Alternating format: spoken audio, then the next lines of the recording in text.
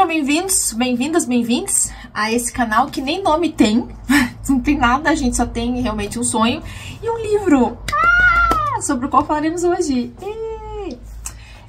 Meu nome é Natália Belos, prazer, se você não me conhece, provavelmente me conhece, né, porque esse lugar aqui é tão tinizinho, só conhecidos chegam aqui por enquanto. Vamos falar hoje sobre um livro que eu acabei de ler. Tipo, eu literalmente acabei de... Literalmente não, eu acabei ontem. Mas eu tô muito empolgada com ele.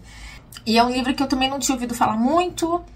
Então, eu me joguei, eu dei uma chance e eu não me arrependi porque ele é maravilhoso. Ele é maravilhoso. Então, a gente vai falar dele hoje. Que é... Eu que não conheci os homens.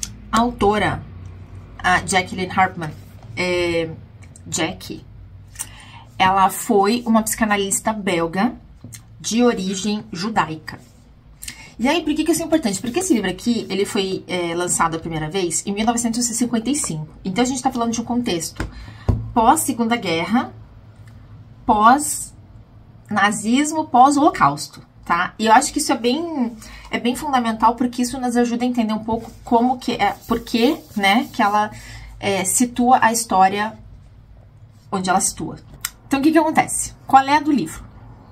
A gente começa, então, a história acompanhando a nossa protagonista, que, para variar, não tem nome, né? Eu não sei porque eu tô caindo num monte de livro que a protagonista, ou ela ou ele, enfim, não tem nome. Ela aqui é referenciada como pequena, porque ela mora junto com mais 39 mulheres, tá? Elas constituem esse grupo de mulheres que estão presas num porão, numa jaula dentro de um porão. Tá? Então, elas estão aprisionadas. E aí, esse porão ele é vigiado por homens. E daí, eu já comecei... Mas ela falou que eu não conhecia... Ela falou que ela não conhecia homens, mas ela não conhece homens. E daí, eu já fiquei tipo... A nossa protagonista pequena, ela é assim chamada porque ela é mais nova do grupo. Até as mulheres que estão ali acham que ela foi colocada... fez parte ali do grupo de maneira acidental. Não era para uma criança ter sido escolhida para estar ali, mas ela entrou. Então, quando ela começa a contar a história pra nós, ela tá relembrando ali com seus 14, 15 anos. Ela não sabe, porque ela não sabe a idade dela, tá? Eles estão supondo que ela tem essa idade, e ela convive com essas 39 mulheres nesse lugar cerrado, com essa luz eterna...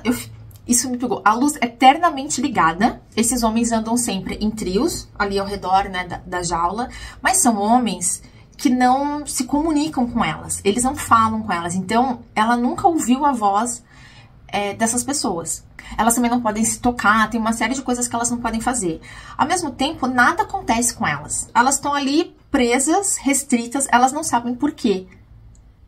E aí você começa, né? Você começa o livro e fala assim, então, por que elas são presas? Por que esses homens estão vigiando elas? Qual é o rolê? Não sabemos.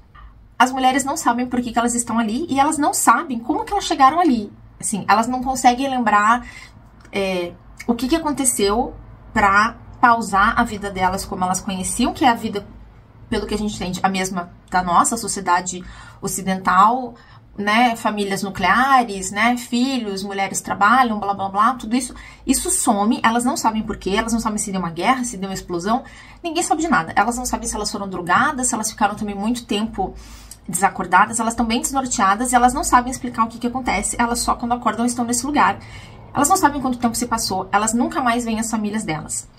Mas, o que é importante, elas têm essa vida passada, elas têm essas memórias, né? A nossa protagonista pequena, ela não tem isso, porque ela foi pra lá muito criança, então ela não tem essas memórias dessa vida anterior. Então, pra ela, a realidade existe a partir da vivência dentro desse porão. Isso é uma coisa que aparece no livro que eu acho muito incrível, porque eu também tive essa sensação quando eu era mais nova, e eu acho que as pessoas não conseguem entender isso. Sabe quando você vê, sei lá, na internet, né, você tá no Instagram, e ele fala assim, você pode imaginar a vida que você quiser, você pode, sabe, você tem que pirar e ter os sonhos mais loucos do universo, imaginar que você pode ir, x, y, z. E eu, desde muito cedo, entendi que eu tinha um limite nisso, e que esse limite estava muito atrelado ao que eu, de fato, tinha ao meu dispor, né, do tipo, eu posso não ter vivido tal coisa, mas eu tenho que ter acesso a referências que me permitam ter essas ideias, que me permitam saber que aquilo é possível, que me permitam, que me mostrem que tal coisa existe, ou é possível de ser criada, ou é possível de ser pensada, sabe? Eu acho que é muito difícil, quando a gente não tem referência nenhuma, tentar criar as coisas do éter. E isso é um pouco o que acontece com ela. Então, muitas vezes, por mais que falem as coisas pra ela, e expliquem conceitos, expliquem certas organizações sociais, ela não consegue conceber de fato como é, porque ela nunca viu isso, ela nunca viu nada parecido. Depois que você vai ler o texto, você entende, né? E ela realmente nunca conhece os homens. Quando ela não conhece os homens, ela tá falando dos homens enquanto... Não homens físicos, né? Porque ela tá vendo esses homens, mas ela tá falando homens enquanto uma categoria social. Ela nunca se defronta com esse outro. Ela de fato nunca convive com esse outro. E aí é muito interessante, eu já tô me adiantando um monte aqui, porque eu queria falar mais, porque eu já tô me adiantando que eu tô empolgada. Mas aí é muito interessante pensar que ela tem um momento ali no livro que ela começa a vivenciar, né, ter essa vida experimentada, sem essas categorias, sem essas referências, né, de ação e de performance também, sabe? De entendimento de si. Ela não está numa sociedade patriarcal, ela não está numa sociedade machista. Ela está num coletivo, numa comunidade formada por essas 39 mulheres e ela. É uma comunidade que é só mulher. É só isso. E aí é muito interessante a gente começar a pensar que as coisas que são valores, por exemplo, para nós, e que são coisas que a gente está super debatendo, discutindo e falando, existem justamente porque a gente está dentro dessas categorias. E isso simplesmente evapora para ela, nessa realidade aqui proposta pela nossa autora maravilhosa, pela Jackie, porque ela está convivendo só com mulheres. Ela é uma menina também que, como ela viveu aprisionada e também, né, rações muito restritas de comida e tal, ela é uma menina que não menstrua, o corpo dela se desenvolve muito pouco. E ela também não tem, como ela também não tem contato nenhum com homens, e dentro do porão elas eram proibidas de se tocar, de ter qualquer tipo de afeto físico, de troca, ela se torna uma pessoa avessa a contato físico. Só que assim, ela também, pela criação dela, ela é uma pessoa que se torna completamente desconectada do próprio corpo, ela não tem intimidade com ela mesma, então ela não sabe exatamente como o corpo dela funciona, né? Ela não tem questões sexuais, de vontade, de apetite, de interesse, de curiosidade. Ela tenta até dar uma investigada lá mesma, meio que vai pra lugar nenhum, ela fala, isso aí, e tipo, sabe? Ela não tá preocupada com isso. Né, é isso, ela não tá preocupada em formar uma família, ela não está preocupada em encontrar o amor, em achar alguém que goste dela, em ser validada por XYZ. Todas essas questões, elas somem, porque outras se colocam na frente que são muito mais importantes. E aí, o que acontece? A gente tem a nossa amiga, então, eu tentando retomar, a gente tem a nossa amiga que está nesse porão.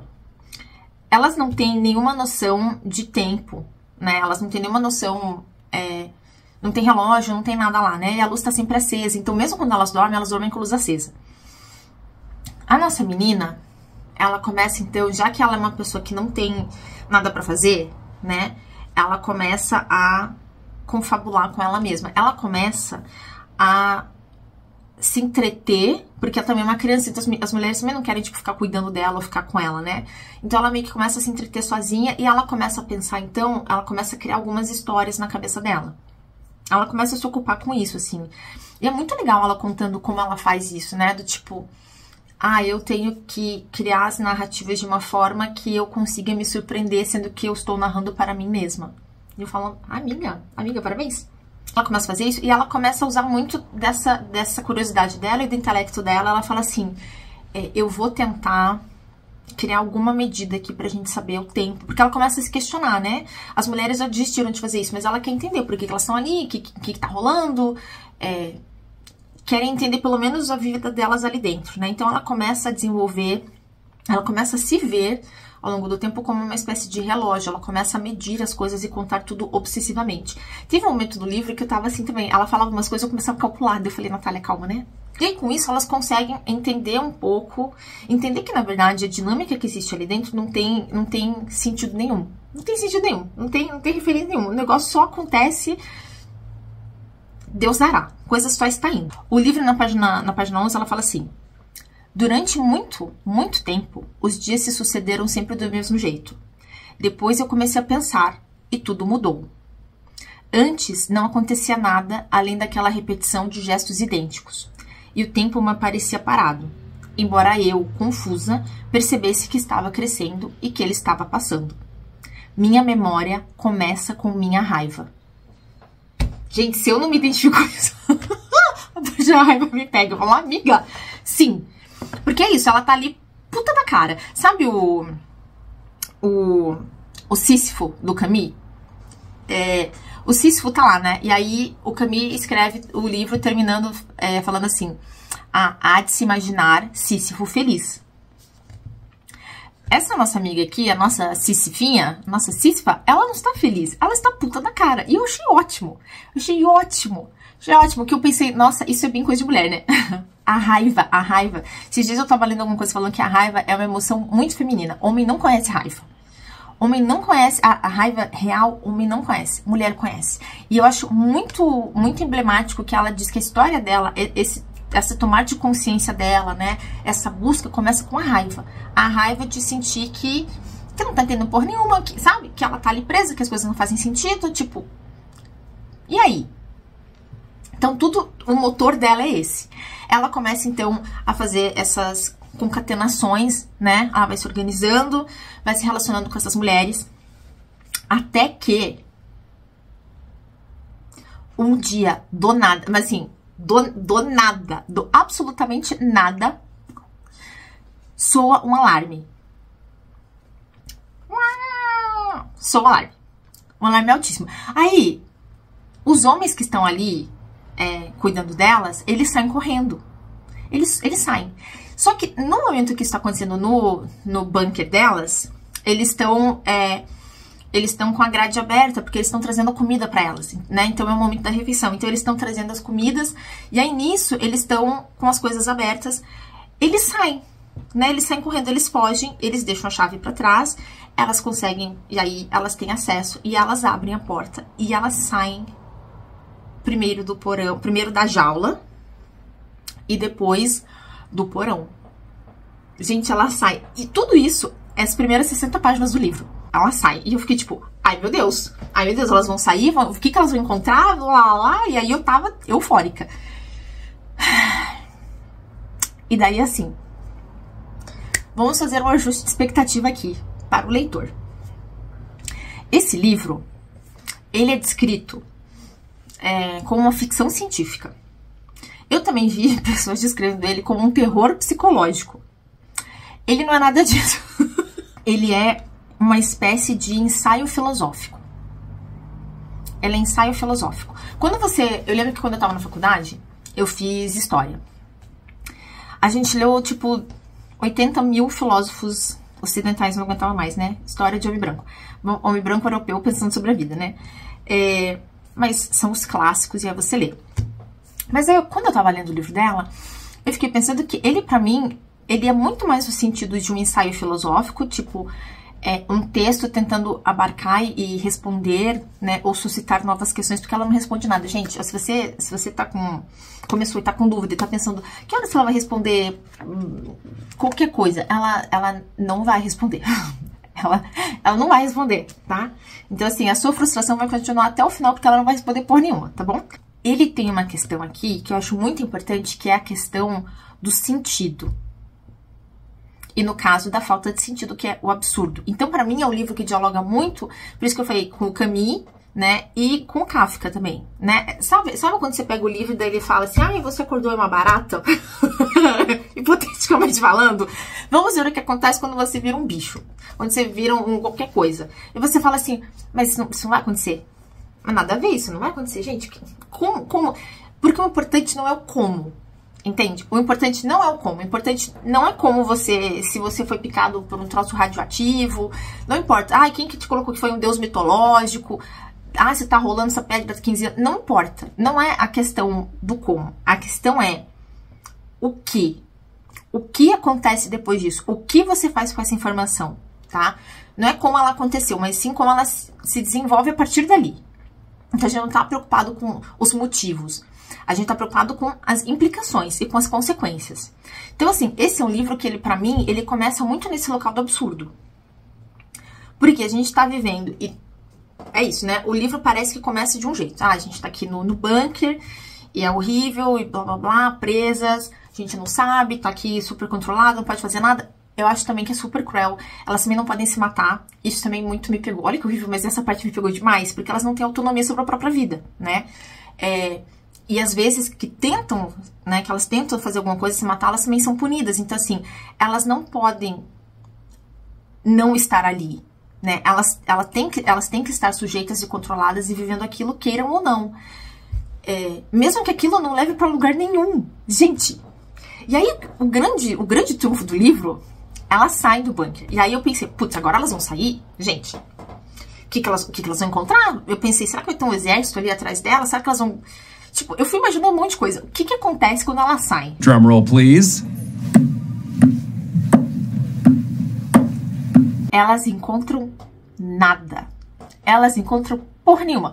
Quando elas saem do negócio, lá do buraco, quando literalmente elas saem do buraco, quando elas chegam na superfície, elas encontram uma grande planície que continua por, sei lá, quilômetros e quilômetros.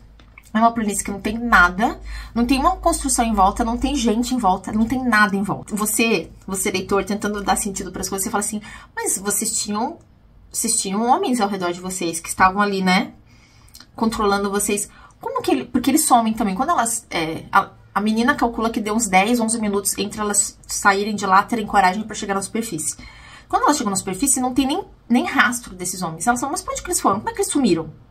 Como é que eles saíram tão rápido e a gente não tá vendo nada deles? Ela tá contando a história pra nós também de uma forma memorialística, né? A primeira página mesmo, a gente já sabe que ela está contando essa história mais velha e que ela está doente.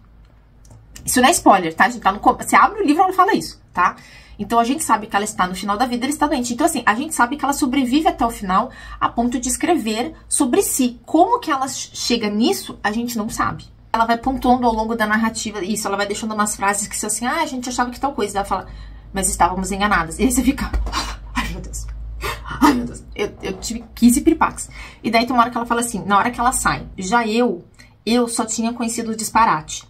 E isso que me tornara profundamente diferente delas. Como eu fui aos poucos me dando conta. Nós estávamos livres. Na verdade, tínhamos apenas mudado de prisão. E depois, como assim? Tá, amiga, o que houve? E aí, segundo arco do livro. Eu não vou contar tudo, tá? Porque eu não quero dar 200 spoilers. Acho que vocês têm que ler mesmo, assim. Tem que ler.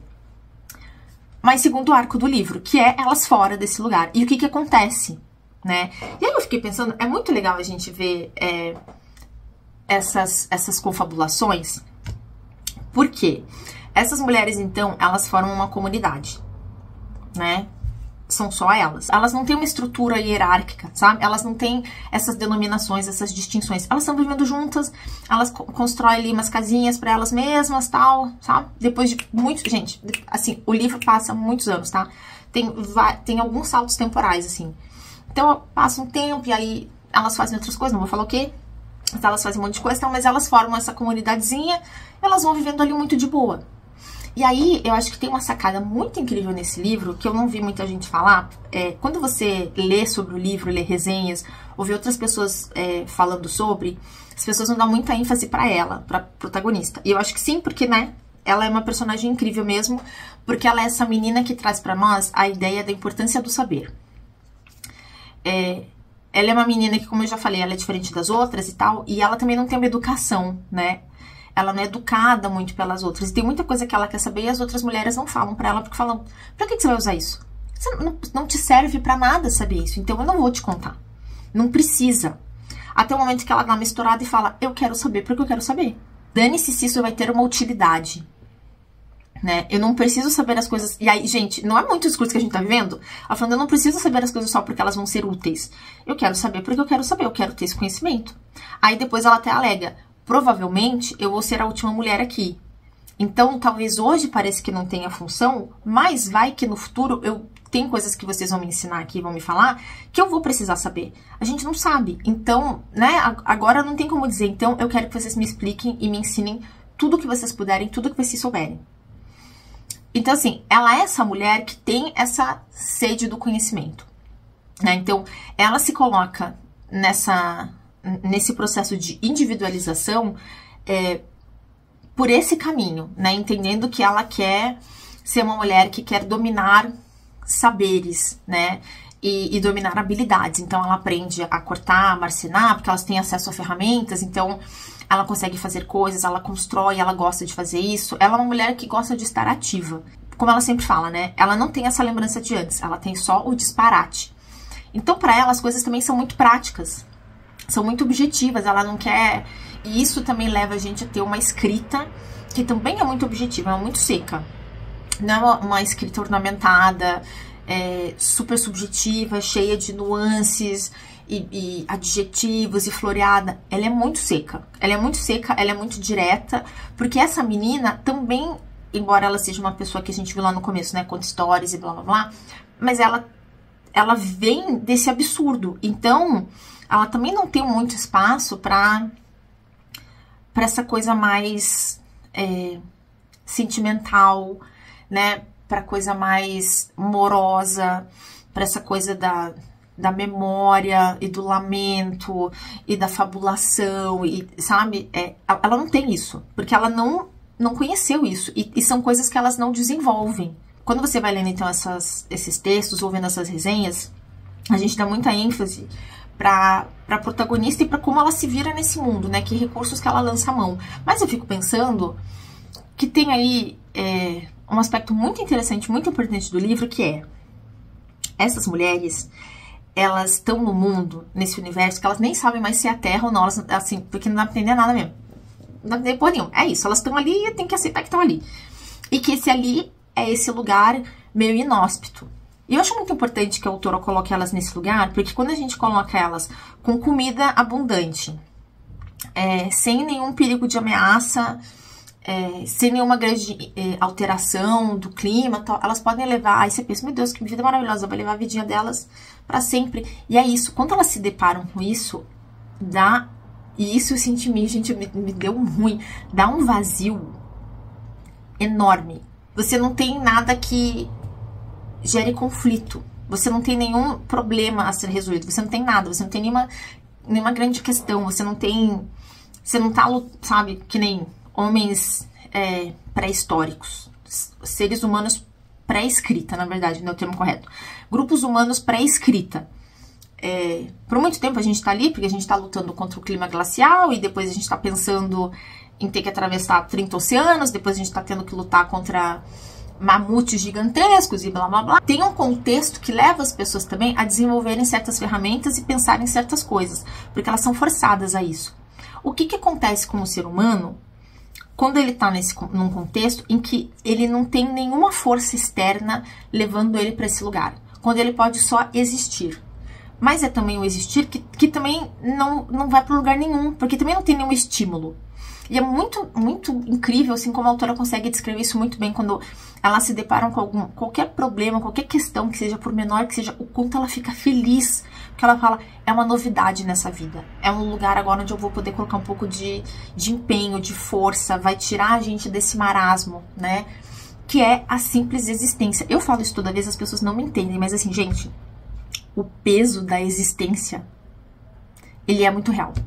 Ele é muito real. E nesse livro, ele está assim, pá, pá, jogado na nossa cara. Porque é isso, o que você faz, como que você se ocupa, se você tá num lugar em que, em teoria, você não precisa se esforçar pra nada, né? Mas você também não tem que alcançar nada, entende? Você não tem ambição nenhuma, né? A gente tá criada numa sociedade em que a gente tem um monte de coisa tem um monte de coisa errada, né? E por isso mesmo são coisas que a gente quer resolver, que a gente quer alcançar, injustiças que a gente quer que sejam reparadas ou que sejam reconhecidas, a gente quer atingir, sei lá, né? E aí dentro de cada um, o que é sucesso, o que é reconhecimento, o que é valorização ou felicidade, qualquer uma dessas coisas. Porque a gente também tá sempre partindo de um lugar de falta, né? Ou de ausência, né?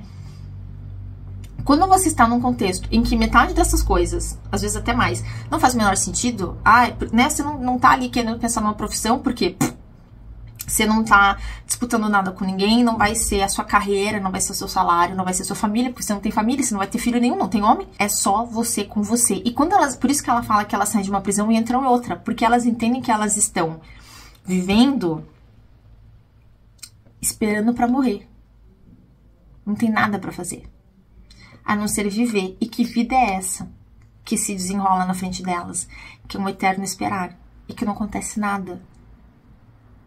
Gente, só de falar me dá um ruim, a minha perna chega a tremer. Meu senhor! Eu fiquei pensando, meu Deus, esse livro é uma desgraceira. Esse livro é uma desgraceira, é uma desgraceira. E é uma desgraceira em que não acontece nada. Essa vida despida, destituída de qualquer artifício externo que dê sentido a ela. É ela encarando ela mesma.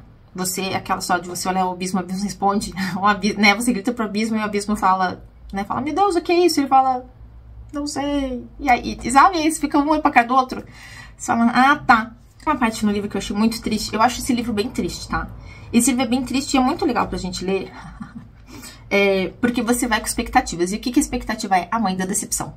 Então você vai com expectativa de que você vai ter respostas? Não tem. Aí depois você tem expectativa de que a coisa vai melhorar? Não melhora.